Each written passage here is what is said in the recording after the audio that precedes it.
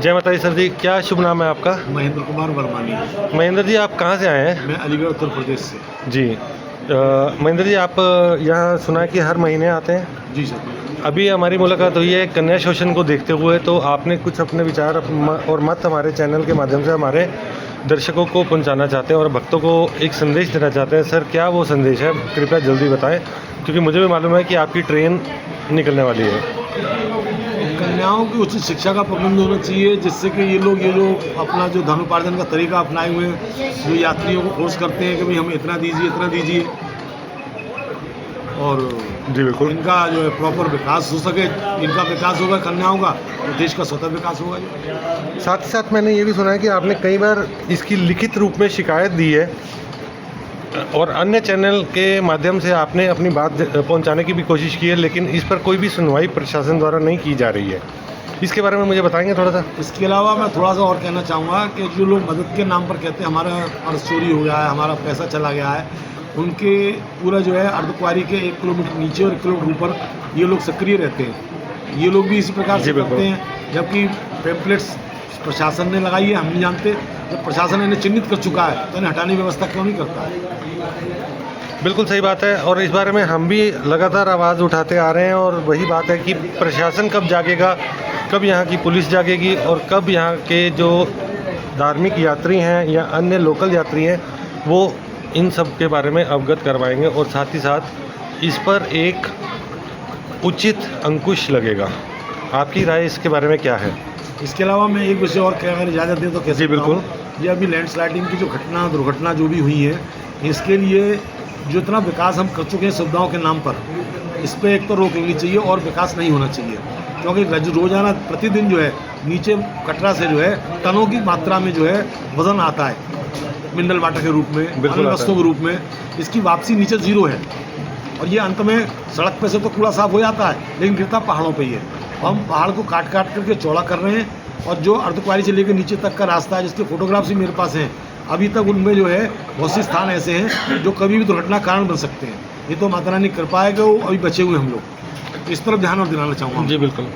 और साथ ही साथ आपने देखा कि इस बार काफ़ी जान माल का नुकसान हुआ है जो लैंडस्लाइड हुई है, और उसके साथ ही साथ हमारे यहाँ जो कार्यरत हैं दुकानदार भाई लोग, घोड़े पिट्ठू वाले, उनको भी अपना जो रोज़ी रोटी कमाते हैं और जो इसी सहारे से चलते हैं, उनको भी कितना नुकसान हुआ है। उनकी जीविका एक तरह की ख़त्म हो गई थी इस लैंडस्लाइड की दुर्घटना के बाद, जो यात्रा मार्ग बंद रहा काफ़ी दिनों तक। यात्रा मार्ग बंद करना उपाय नहीं है मेरे हिसाब से। उपाय वही है कि जितना विकास आप कर चुके हैं उसके बाद अगला विकास की रोक लगनी चाहिए। एग्जाम्पल के तौर पर भवन पे आपने मनोकामना भवन, जो इतना पुराना भवन है, कम से कम मैं समझता हूँ 30 वर्ष पुराना भवन होगा, इस पर हल्दीराम बनाकर आपने क्या सिद्ध किया है? हल्दीराम का रनिंग लोड, उनके स्टाफ का लोड, उनके प्लांट मशीनरी का लोड, स्टॉक का लोड, फिर कस्टमर्स का लोड। ये बिल्डिंग कभी भी कारण बन सकती है इस तरीके का। बिल्कुल ठीक बात है। हम भी यही मानते हैं कि ये सिर्फ एक तरह का फंड्स इकट्ठा करने का साधन बनाया गया है और इस तरह के आउटलेट एक धार्मिक स्थल पर लाने उचित नहीं है। हमारा मानना भी यही है और हम ज़रूर आपकी ये बात अपने चैनल के माध्यम से अन्य लोगों तक पहुंचाने की कोशिश करेंगे। आते थे दर्शन करने के लिए आते थे, यानी तीर्थ करते थे केवल, फिर हमारी उम्र पे ये तीर्थ कम पिकनिक हो गया, अब संपूर्ण पिकनिक हो गया है। बिल्कुल सही बात है जी। और इसीलिए यहाँ जो नशीले पदार्थ पे आप कहते हैं कि सब पर सेवन नहीं करना चाहिए, ये पहुँचता है बराबर, किस सोर्स से पहुँचता है ये पुलिस प्रशासन को चाहिए कि कैसे पहुँचता है।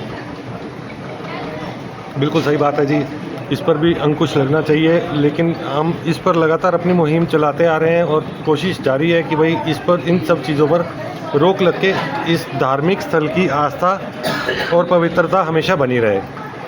एक बात और कहना चाहता हूँ जी बिल्कुल। एक तरफ तो हम माता रानी कहते हैं साक्षात तपस्या कर रही है जी, हम घर में पूजा पाठ करते हैं तो अगर कोई विघ्न डालता है तो उससे नाराज होते हैं, पर हम जो हेलीकॉप्टर का लोड, ट्रैक्टर्स का लोड, मशीनरी का लोड, इवन आप जो पहाड़ पर भी सेफ्टी के लिए वो ड्रिलिंग कर करके जो लंबे लंबे 20 फुट के रॉड लगा रहे हैं, उस ड्रिलिंग के एरिया में कितना बड़ा गैप बन रहा है ये आप शायद नहीं देख पा रहे हैं। हाँ। वो चट्टान को रोक नहीं पाएगा, बल्कि और उन चट्टानों को कमजोर करके गिराने के लिए तैयार हो रहा है। बिल्कुल। जिसे हम कह रहे हैं सुरक्षा के लिए हम जाल लगा रहे हैं, जबकि जिस 20 फुट लंबा किसी लैंड पे जो होल होगा बिल, तो उसके आसपास का क्षेत्र निश्चित रूप से खराब होगा। इसकी करने की क्या आवश्यकता है? बजाय इसके कि हम फर्दर जो अपना विकास जिसे हम कह रहे हैं, सुविधाओं के नाम पर जिसे हम अपना विकास कर रहे हैं, उस पर रोक लगनी चाहिए, मेरा ये मानना है।